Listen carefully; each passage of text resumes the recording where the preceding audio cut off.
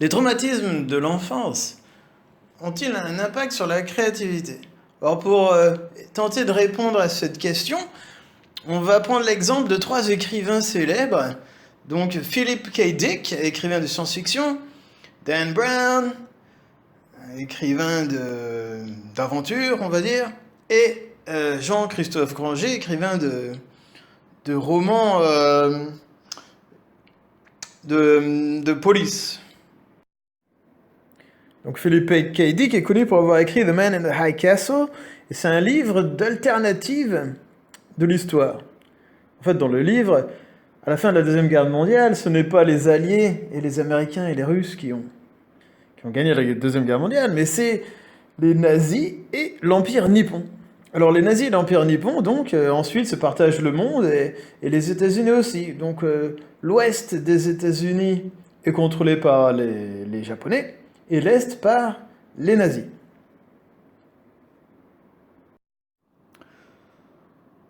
Mais alors dans le livre, il y a un écrivain qui habite dans un château, dans une montagne, et qui écrit une histoire alternative, dans laquelle ce serait, il imagine la Deuxième Guerre mondiale si elle avait été gagnée par les Alliés, par les Américains et la Russie. Ce qui est intéressant, c'est la distorsion de la réalité. La réalité a été tordue une fois.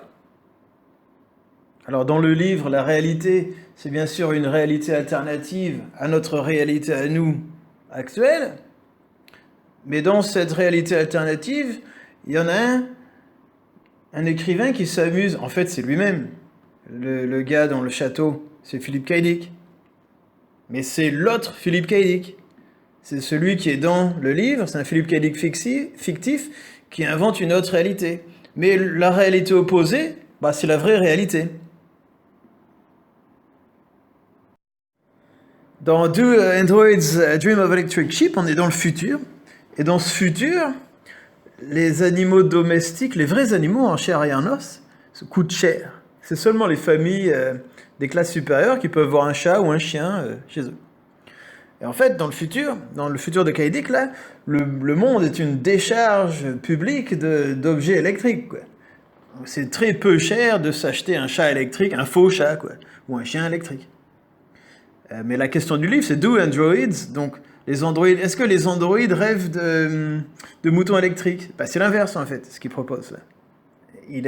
La question du livre, c'est est-ce que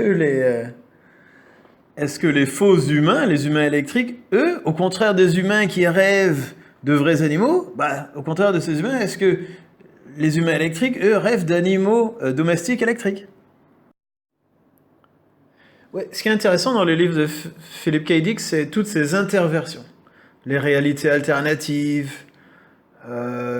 les oppositions entre ce que pensent les humains par rapport à ce que pensent les faux humains, les objets électriques, etc. Alors ce qu'il faut savoir de K. Dick, quelque chose qu'on ne sait pas quand on lit ses livres, c'est qu'en fait il avait une sœur jumelle qui est morte à la naissance. Mais ça, il ne l'a pas su quand il est né, il l'a su peut-être plus tard, quand il avait 6, 7 ou 8 ans, durant sa jeunesse, on a dû lui expliquer. Donc il faut se mettre à sa place, c'est un jeune qui... On peut l'imaginer, un dimanche après-midi, s'allonger sur son lit et imaginer en fait. Imaginer qu'en fait, si c'était lui qui était mort à la place de sa sœur, et que sa sœur était là en vie, il serait où dans ce cas s'il était mort? Et si elle était là en vie, est-ce qu'elle se demanderait où c'est qu'il est, son frère jumeau qui est mort? C'est marrant, mais Dick le dit lui-même, en fait, c'est que sa créativité a beaucoup été inspirée de ça, quoi. Il l'a dit lui-même. Dan Brown est surtout connu, ce qu'il a fait connu, ce qu'il a rendu célèbre, c'est le livre Da Vinci Code. Et dans la plupart de ces livres, il y a un alliage de numérologie, de mysticisme, de symbologie religieuse, avec une chose qui lui est opposée, comme le déchiffrage de codes, dans laquelle on a besoin d'une intelligence rationnelle. dans Angels and Demons, cette opposition est d'autant plus flagrante que c'est une vraie guerre que se lance la religion et la science. En fait, la science, qui est illustrée par le CERN, donc le CERN en Suisse, qui est l'accélérateur de particules du CERN, du Centre européen de recherche nucléaire. Et donc ce CERN, dans le livre, dans Angels and Demons, il veut utiliser son accélérateur de particules comme un fusil, quoi. Une sorte un laser, quoi, qui permettrait de pulvériser le Vatican. Donc, c'est une vraie guerre qui est entre la religion et la science. Mais un truc qu'on ne sait pas quand on lit Dan Brown, c'est qu'il avait une maman qui était prêtre, donc qui avait une activité dans une église, et un papa qui était prof de maths et auteur de livres d'arithmétique. Mais alors ce combat de la religion contre les sciences, qui se traduit par les livres que Dan Brown écrit, n'est-elle pas en fait que le combat entre sa mère et son père ?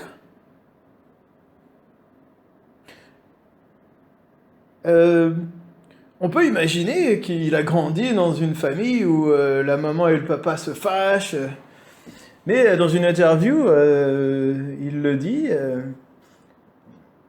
D'ailleurs, ses parents sont présents à un moment dans une interview et ils disent que ils ont une relation ils ont de très bonnes relations, malgré le fait qu'il y en a une qui est prêtre et que l'autre est prof de maths. Mais dans tous les cas, il ne nie pas que ça influence sa créativité. Le troisième auteur dont je vais vous parler, c'est Jean-Christophe Granger, auteur français de livres comme Le vol de cigogne, ou Le passager, ou bien sûr Les rivières pourpres, qui sont des livres qui en général sont plutôt sanglants et dans lesquels il y a beaucoup de meurtres, beaucoup d'organes qui sont coupés, c'est assez sanglant.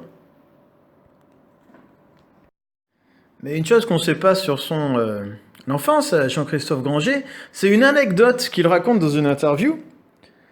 Alors il dit qu'il a eu une très bonne enfance, parce que c'est vrai qu'on peut lui demander, tiens, d'où vient cette créativité, cette imagination très noire, très sombre et violente ? En fait, il dit qu'il a eu une enfance très agréable, surtout avec sa maman et sa grand-mère, parce qu'il avait un papa qui était alcoolique et dont éventuellement ils avaient peur des fois. Mais mis à part ça, il a eu une enfance heureuse. Par contre, il nous raconte une anecdote une fois, et un petit peu comme tout le monde, il avait peur de la réaction de ses parents après la vue de son bulletin de notes. Donc, à la fin du trimestre, tous les jours, il allait à la boîte aux lettres pour être le premier à vérifier s'il y avait le bulletin de notes, pour le regarder en premier. Et alors l'histoire, c'est qu'il voit une lettre, et une lettre de type officiel de la ville. Peut-être pense-t-il que c'est son bulletin de notes. Alors il ouvre la lettre, et en fait il apprend que la mort de son père. Et donc c'est un twist psychologique à ce moment-là, parce qu'il avait peur de la réaction de son père. Maintenant, il apprend que cette personne-là n'existe plus, car elle a décédé. Et puis en plus, c'est un petit peu un choc de...